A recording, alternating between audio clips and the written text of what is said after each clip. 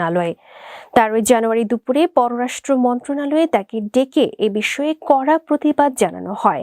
পররাষ্ট্র মন্ত্রণালয় জানায়, কক্সবাজারের টেকনাফ উপজেলার ওয়াইকং ইউনিয়ন সংলগ্ন সীমান্ত এলাকায় মিয়ানমারের দিক থেকে ছোড়া গুলিতে 12 বছর বয়সী এক বাংলাদেশি কন্যা শিশু গুরুতর আহত হয়। এ ঘটনায় গভীর উদ্বেগ ও ক্ষোভ প্রকাশ করেছে বাংলাদেশ।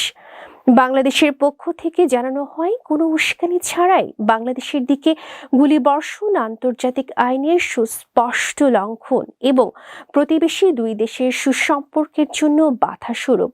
ভবিষ্যতে এ ধরনের সীমান্ত লঙ্ঘন যেন আর না ঘটে, সেজন্য মিয়ানমারকে পূর্ণ দায়ভার গ্রহণ এবং প্রয়োজনীয় কার্যকর ব্যবস্থা নেওয়ার আহ্বান জানানো হয়। এছাড়া মিয়ানমারের অভ্যন্তরে দেশটির কর্তৃপক্ষ ও সশস্ত্র গোষ্ঠীগুলোর মধ্যে যাই ঘটুক না কেন, তার কোনো প্রভাব যেন বাংলাদেশের জনগণের